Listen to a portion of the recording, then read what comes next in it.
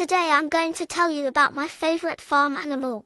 There are many animals on the farm such as cows, horses, pigs, sheep, goats, but my favorite animal is a cow. There is a cow on my family's farm. Its name is Moo.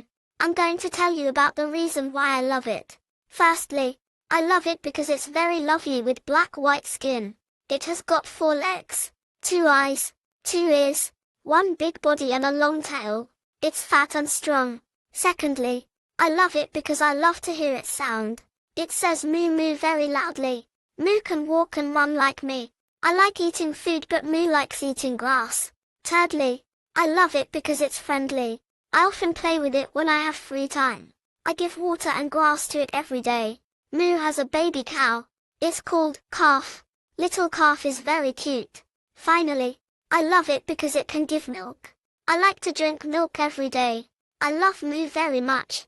I hope you also love it.